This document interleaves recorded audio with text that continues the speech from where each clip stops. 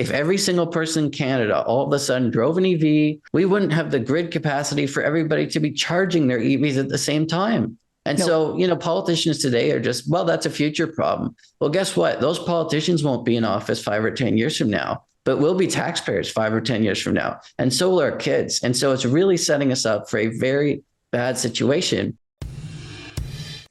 This is the Canadian Taxpayers Federation podcast, where we are fighting for lower taxes, less waste, and more accountable government. I'm Chris Sims. I'm the Alberta director for the Taxpayers Federation. I'm here in Lethbridge, beautiful Lethbridge, Alberta.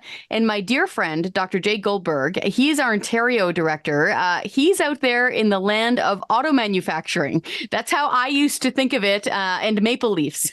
When I was a kid growing up here out west and imagining what my friends and family were doing in Ontario.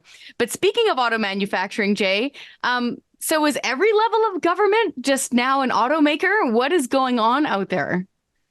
Well, look, it seems that Doug Ford and Justin Trudeau have found soulmates in each other when it comes to this EV industry and the batteries as well. They've teamed up on so many deals we really can't count. The most recent being Honda. So the federal government and the provincial government each are chipping in $2.5 billion for Honda to build another plant in Alliston, Ontario. Now, this is to produce electric cars and the battery, so all the parts as well. That's the plan.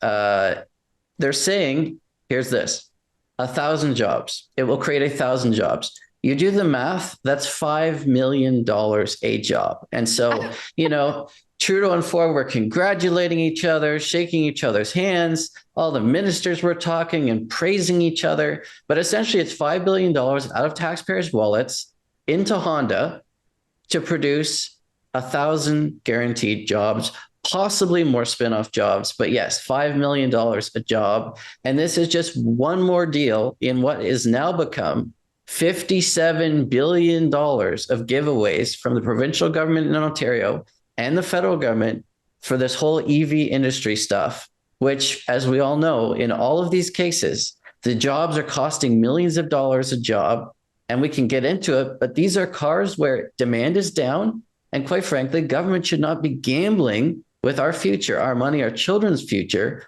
on the industry or anything. That's not the role government should be playing. Oh, we're going to get into it. Okay. So number one, when I first was looking at the numbers and my brain went, that's $5 million a job, I honestly thought I was misunderstanding the announcement. I texted Franco. He's like, nope, it's $5 million a job. I think... Okay, I'm definitely putting the blame with Ford for sure. But I think sometimes we are just led by the federal government as an example.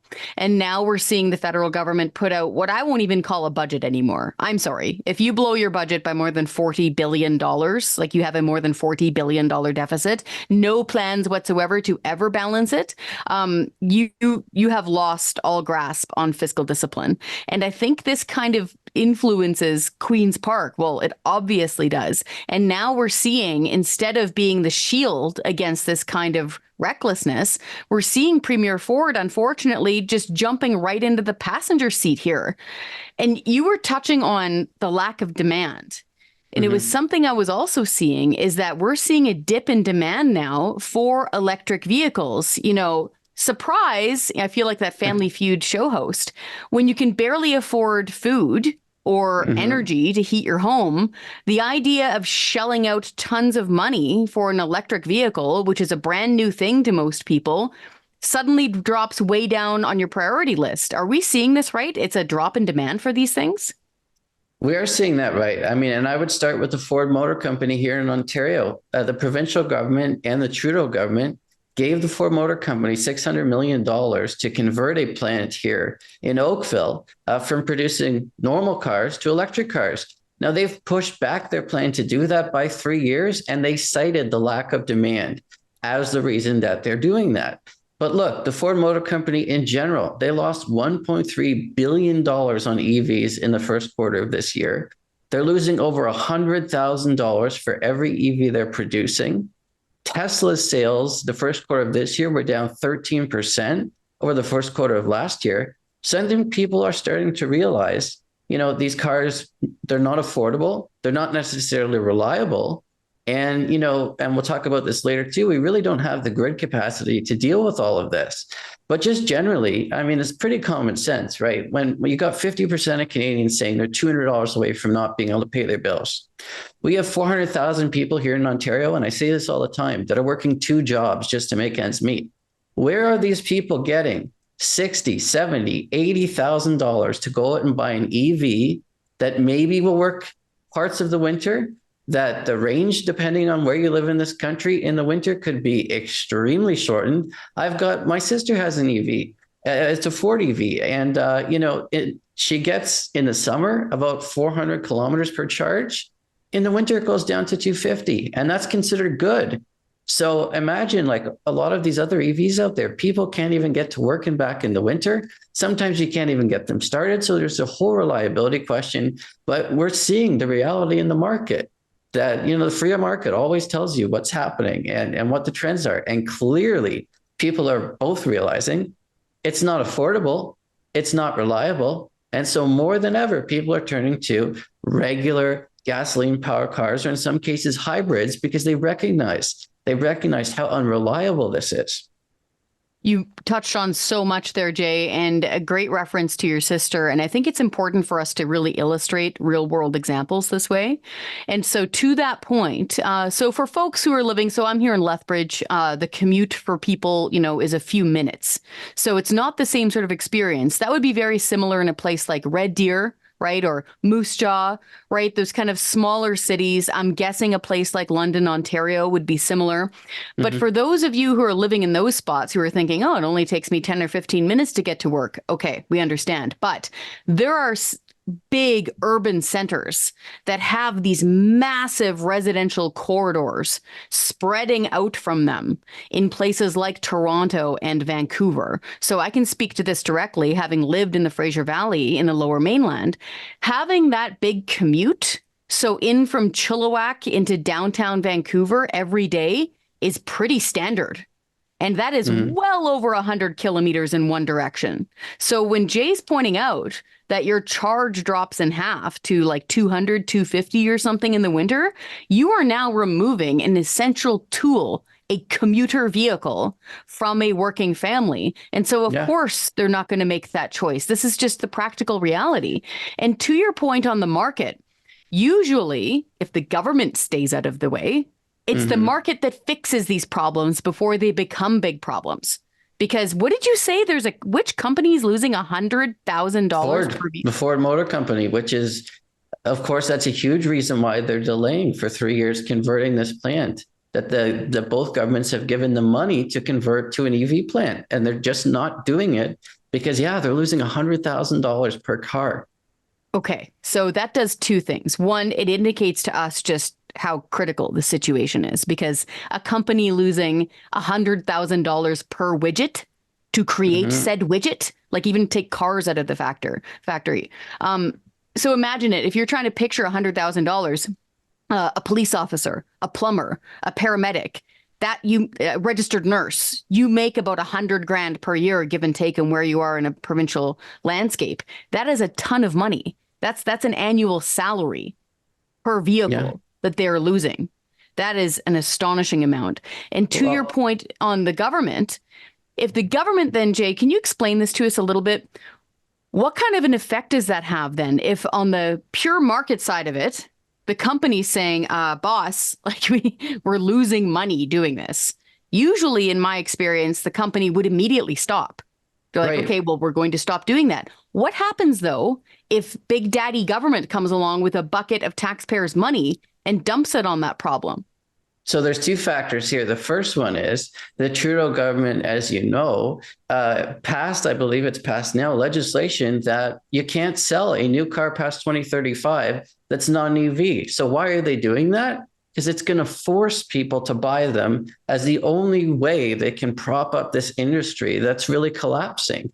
And the other thing is, these big handouts. So when it comes to plants like the Volkswagen plant that, again, Ford and Trudeau put a whole lot of money into, Stellantis, we mentioned the Ford Motor Company. Now we're seeing with Honda, they're talking now about Toyota. In most of these deals, production subsidies are involved. So what that means is the government is putting in a chunk of money to subsidize the production of each car, which is going to help, of course, these companies lose less money. So this is why, and it's a 10-year deal in the case of Volkswagen, the structure. So even if in 2-3 years from now, everybody decides they don't want an EV, well, we're locking ourselves in for years and years to come with these really bad deals. And you're locking in future governments. And, future governments decide they want to rip up these deals. Like, who knows what's going to happen here? And that's why it's so important for us to push these governments. They just have to stop. And, we see Honda's the latest one, but it's in the past year and a half or so, $57 billion money promised. And I mean, if you look at the Trudeau government, this is a government that always wants to punish success, wants to punish businesses, profits. We heard about the capital gains stuff in the budget. They're saying they want to make the wealthy pay more. Well, look, the Honda Motor Company made over $20 billion US last year. They don't need help to build a plant. The only reason they need help is because it doesn't make economic sense for them to do it without the government getting involved. And that's exactly why it's happening. So listen, Trudeau, Ford as well, loves to say, I'm standing up for the little guy. He's taking money out of the pockets of people who can barely afford gas and groceries and giving it to companies like Volkswagen, Stellantis, the Ford Motor Company, and now Honda. These are all very profitable corporations. Some of them are on the Fortune 500 list. And yes, we are giving cash to them instead of giving that back to people. And, $57 billion, the federal government spends less than $57 billion on healthcare in a year. Think of that. They bring in about $57 billion through the GST. If we weren't doing these handouts, you could suspend the GST for a year. I think most Canadians would find that a much bigger help than creating, something that's $5 million a job to build cars that people don't want, to put taxpayers on the hook for years and years to come that we don't have grid capacity for. So there's so many different factors here. But the bottom line is the government is involving itself in forcing people to buy EVs and subsidizing the production because they know that without doing those two things, the EV industry is not going to succeed. This reminds me so much in a very bad way of the so-called green energy scandal that hit especially the province of Ontario. And I know that, you've experienced this as well. When I was living there back under McGuinty and Wynne, so for folks who don't know what happened, this is very much paraphrasing, they signed a whole bunch of contracts for Ontario power generation. So however you pay for your power bill for your house, they signed a whole bunch of contracts for things like solar and wind. And just to give you an idea, say that the going rate for power at the time was about 3 cents per kilowatt hour. They were signing contracts in some cases for between 60 and 80 cents per kilowatt hour, in some cases for 20 or 30 years with these companies. And guess who's paying up the difference? The ratepayer. The person standing there in their kitchen holding their damn bill. And so this is why largely the Wynne government was chased out. If you look back at the old campaign literature, you'll see the PCs campaigning on hydro. That's why. The idea that they're recreating this very similar problem, but with something as essential and personal for your own choices as your car, and what you are allowed to drive, thank you to daddy government. This is disturbing that they're getting this far into the market and this far into people's choices. And I guess that's why we actually have a petition pushing back on this, pushing back on the Trudeau government to get rid of the ban on people's private gasoline and diesel powered vehicles, don't we? We do. We have a petition. I'll just tell you anecdotally. Yeah. So I moved to BC for a year to do my master's. And this was when Kathleen Wynne was premier. And, I lived on my own here in Ontario. I was paying hydro bills. So I just thought these ridiculously high bills were the norm. And then I went to BC and it was way, way less, like probably a fifth of what I was paying. Yeah. And it was insane. And so, of course, then I moved back to Ontario and now I'm paying, we have a house and a family. And so we're paying, the bills are very high, but you can see on the bill, the Ford government is taking taxpayer dollars from Queen's Park and subsidizing everybody's power bills because of this green energy fiasco. Bills were so high that our politicians here are literally paying part of the bill. Of course, we're paying it. It's all taxpayer money, but they're trying to make the bills lower because of how much governments have screwed up. And you said it exactly right. Some of the stuff that McGuinty and Wynne did locked us in for 20, 30 years. So, people can get mad at the Ford government right now for, electricity bills, and, some criticism is warranted. But previous politicians, you talk about a lasting impact of government, these guys are going to lead to higher hydro bills in Ontario for 20, 30 years. And that's just a warning to the rest of the country. And again, we can talk about these EVs, the battery plants, the grid capacity, because, we've heard from so many people that we don't even have the grid capacity. If we all went to EVs right now, if every single person in Canada all of a sudden drove an EV and it just popped up in your driveway, so you didn't have to worry about paying for it to buy it and being expensive and all of that, we wouldn't have the grid capacity for everybody to be charging their EVs at the same time. And so, politicians today are just, well, that's a future problem. Well, guess what? Those politicians won't be in office 5 or 10 years from now, but we'll be taxpayers 5 or 10 years from now. And so will our kids. And so it's really setting us up for a very bad situation where we don't have the grid capacity. And of course, Simmer, you were just talking about some of the notices that you get in Alberta when it comes to power. And, you're getting that on your phone now. And what's going to happen when EVs, if Trudeau has his way, dominate the market? Yeah, exactly to your point, Dr. J. So for folks who don't know, here in Alberta, like the energy capital it's supposed to be of Canada, we are now getting brownout notices and power, notices on our phones saying, don't use your hairdryer. I'm not kidding. Like, don't use your toasters. We all have to conserve power. And this is when I think it's less than 5% of people are even owning an EV. Just imagine if everybody tried plugging one in tomorrow. To your point on power, a really smart energy analyst by the name of Blair King did this work, did a lot of number crunching in British Columbia. To your point, even where hydroelectric power is relatively affordable, right? They literally have it falling from the dams. And he did the math. Say Santa Claus brought everybody an electric vehicle. Boom. So forget about all the costs. You just automatically have it tomorrow morning. They would need 9 new Site C dams just to power their personal transportation, just in British Columbia. And for folks who aren't aware of Site C Dam, like, it is a gigantic infrastructure project. Like, they're still building it. W.A.C. Bennett, the premier of the province back in the 50s and 60s, is the one who first picked that site because it came after A and B. That's why it's called Site C. So from actual drafting it to starting takes around 20 years, 25 years. We'd need 9 new ones tomorrow. And it's very controversial there too. Site C, like the whole, huge. It was a big political issue and a lot of politicians didn't even want to do it. And so, but these are the same politicians who want everybody to drive an EV. So you have to ask, you don't want Site C. Well, okay. Do you want 9 of them in order to get these EV done? I don't think so. But, you can't square the circle, but, in their heads, they're trying, I guess. And see, this is where I think our fight is really critical. We have to hold them to account now. We cannot let these politicians, clip these ribbons and kiss these babies and say, everything is going to be green and wonderful, and just scurry away and leave us and our kids with generational huge taxes, massive debt, and probably rolling blackouts. Okay, because this is important. This isn't just about money. This is about people not being able to afford power for their house, or to be able to drive to work in a vehicle of their choice. So this is government meddling and lack of accountability in a huge way.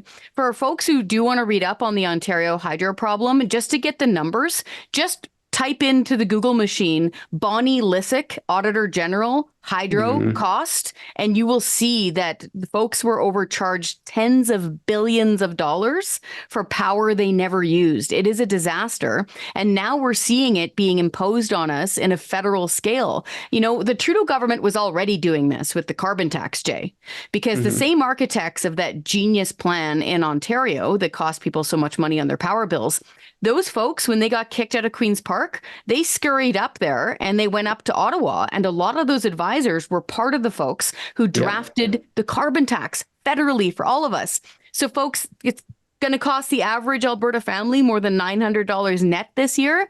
You ain't seen nothing yet. If you combine this with this ban on regular vehicles and this push for EV vehicles that we don't have the money to charge even. So great points on all of that, Jay. I just wanted to, this is sounding a bit doom and gloom. So I know we have some younger people who watch our podcast, and, you know, Dr. Jay and I and Franco and all the rest of the CTF team, we can start getting pretty bogged down in some of these numbers, and it can seem kind of grim.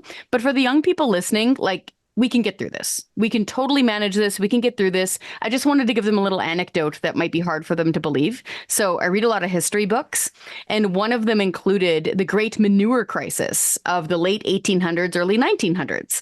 Because, of course, we haven't been driving gasoline and diesel-powered vehicles for centuries. No.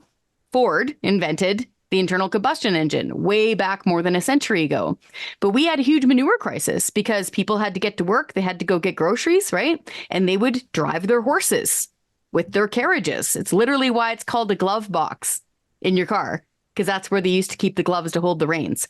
So they had mounds of manure, which was the emissions coming from those vehicles at the time. But we didn't need the government to come in and ban all of this travel. People were not taxed to death and into the poorhouse and into the food lineups because they dared use their horse and cart to get somewhere. No, human beings invented something much better. And the cities of New York and London are eons cleaner now than they were back in the late 1800s. So I just wanted to give younger people this idea, like, there's nothing new under the sun, okay? We will get through this. We will figure this out. But it's important for all of us to push back, because these politicians, like Jay pointed out, they're not going to be here 10 or 20 years from now. They won't be in power. They'll be sitting on a beach somewhere with their pensions. So it's important for us to hold them to account on it now. And so this is why we encourage everybody to speak up and push back right now. Jay, did you have a fun taxpayer pro tip to end our wonderful show on? Yes, I do. So Doug Ford here, the premier, in recent press conferences, has taken to call our finance minister, Pierre Bethlenfalvy, his personal minister of money, because, of course, it sounds like, you know, it's Doug Ford's money. It's the government's money. He comes up with it. It's poof. It comes out of air. The minister of money. Well, guess what, folks? You're the minister of money. It's coming out of your pocket and my pocket and everybody else's. And it's about time that Doug Ford realized that, you know, he talks a good talk sometimes, but when you let this slip out, oh, my minister of money, as if the money's just coming off of trees. It's not coming out of taxpayers' pockets. It's coming off of trees. You know, folks, if you hear Doug Ford say that again, send him an email, because he always claims, or give him a call, because he always says, I always answer my phone. So give him a call and just tell him, you know what, Doug, I'm your minister of money, not Peter Bethlenfalvy. That's my money, bro. Not your minister's money. Very good taxpayer pro tip. Mine goes out to Calgary Mayor Jody Gondek, who recently, because people even here in Alberta are struggling to pay for rent especially, and to eventually hold up and sign up for a house, to be able to afford a house, she said something quite breezily, saying, oh, well, you know, the new wave of the future is that you'll rent, and people really enjoy that freedom. So that's really good for them. How to sound like Marie Antoinette without the cake. Don't say that. Like, free comms advice to any politician. I don't care what stripe you are. Don't say that. If you're wondering, like, what are the little commoner people thinking and doing? Go spend time with them. Listen to what they are saying. Do not give them this lofty advice while you yourself happen to be a property owner. Not a good look. I was about to say, I mean, does she own a house? Because sure does. Okay, well, that's great. And I think if you talk to pretty much any renter out there, they will tell you that one day they hope to be paying some of the cost of housing down to owning something and not just renting something. And that should not be the new normal for everybody. We have to get back to a place where people can invest for the future and have their own place, because that's where we need to be going. And obviously there's a lot of work to go. There's a lot of housing policies that are changing, need to change. As Chris said earlier, things will get better. It's not going to be like this forever, but certainly we need to make sure that we have a change in policy, and in many cases, politicians, so that we get the right people in there pushing for the right policies. Amen. Thanks so much, Dr. J.